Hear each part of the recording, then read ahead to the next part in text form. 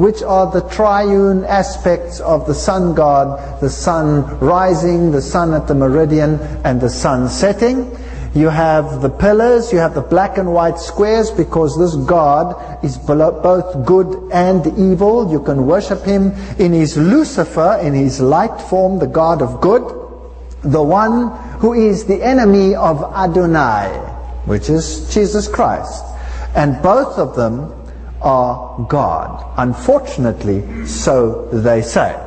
What is more, you'll find symbols of this deity leading up to this famous star that is situated in the east, which is the dog star, which is Sirius, which is the symbol of Lucifer, because it is the brightest star in the heavens. You will notice crosses and keys and anchors and all these systems as you travel up this ladder of Freemasonry, which is a ladder of works. You obtain your points, as it were, as you travel up. And then you have a north, a east, a south, and a west in the tracing board. And the north is the seat of darkness. There are normally 3 lights, 3 candles in Freemasonry, the north being the place of darkness. Now if you go to the Bible, the north is the throne of God, and it represents that portion which is in darkness, where Adonai is. The light is in the east, where the dog star is, and the dog star is the one that is worshipped. And the Bible says that you should not worship towards the east, and that was a system of sun worship. So this is Osiris worship. These symbols, of course, come from Catholicism, because Catholicism teaches exactly the same thing in its secret mysteries. Here's the tracing board of the 2nd degree. That was the 1st degree. It's very similar. Again, you have the black and white squares. Then you have the 2 pillars of Yachim and Boaz. And they base it on the system of the Temple of Solomon. But Solomon is used as an acronym. They use it as an acronym. It's not really Solomon. It is Sol On. Sol is the name for the sun in the Latin, and Sol was the eastern form of the sun god, and On was the Egyptian form of the sun god. And they have secret code words, and they even chant in their secret codes, "O wonderful Lucifer." Lucifer is the god behind the scenes. All the symbols behind it, for example, the sexagesimal over here, the 6-pointed star with a G in it. The G stands for geometry. The G stands for the Grand Master. It does not stand for God. And if you go into a Freemason lodge, then you will find that the brightest seat is where the worshipful master sits. He sits in the east. And then you will have Helios, the sun god, on the south side. And on the west side, you will have Pythagoras, who was the occult god of geometry and mathematics, and a wizard in his days. So it's witchcraft. That's what it's about in its deepest sense. Now, if you go to Roman Catholicism, you will find the vision of Don Bosco, 1862, and Don Bosco declared that the papacy would succeed in landing the gospel ship between the twin pillars of the faith. So here again, as in Freemasonry, you have 2 pillars. And the one pillar has the Eucharist on it with the letters IHS, Isis, Horus, Set, and the other pillar has Mary on it, and that represents the twin pillars of the gospel. Now, in the final analysis, this first pillar, the Eucharist, is the celebration of the sacrifice of Christ.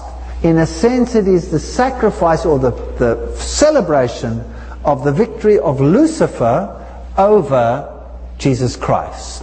And Jesus is kept dead by having the sacrifice repeated all around the world. So the sacrifice is a continual. Jesus is constantly nailed to the cross. So the greatest pillar represents the victory of Lucifer over Jesus Christ.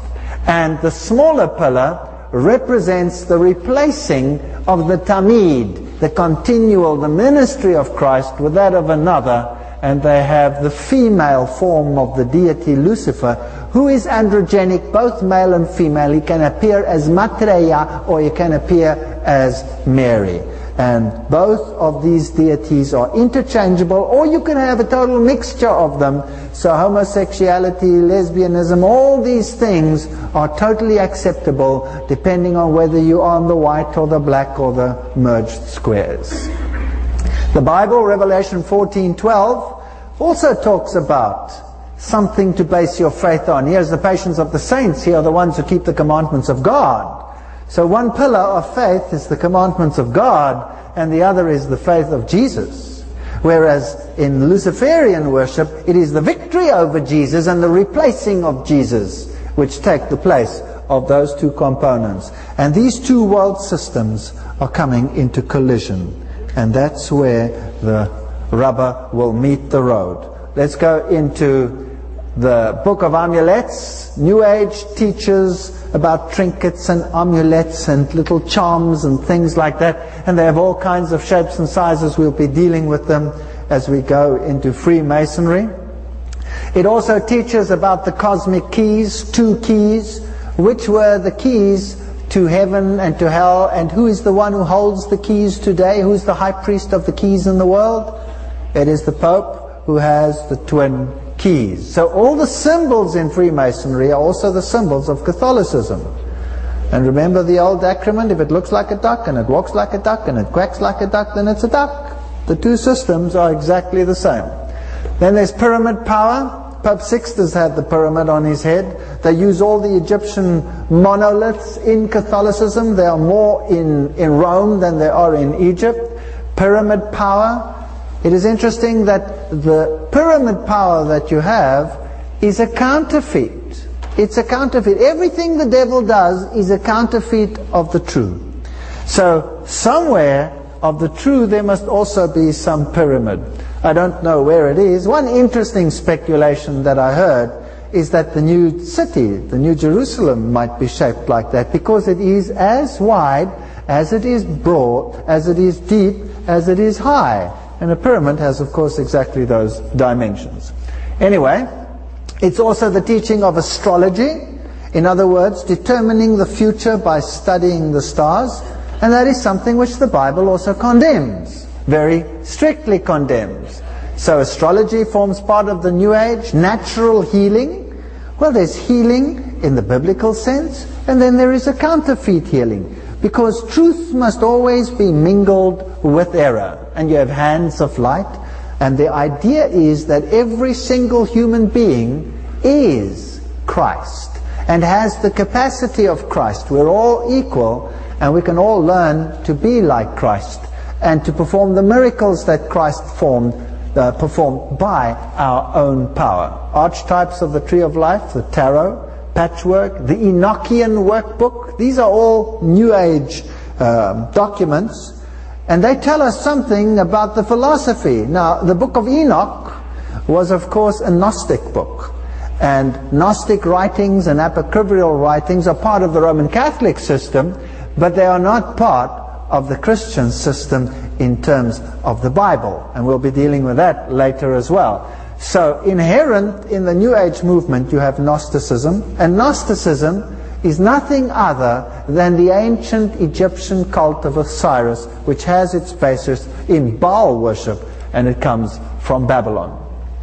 So because the sun god has both black and white properties, good and evil incorporated in one, you can be on either side of the spectrum. So the worship of this deity can, for example, embody witchcraft, straightforward witchcraft, the complete book of witchcraft, Wicca witches, and they claim that they are good witches and that they are bad witches, and it doesn't really matter which one you are, because you're still worshipping the same deity, and by the balancing of these forces you find harmony.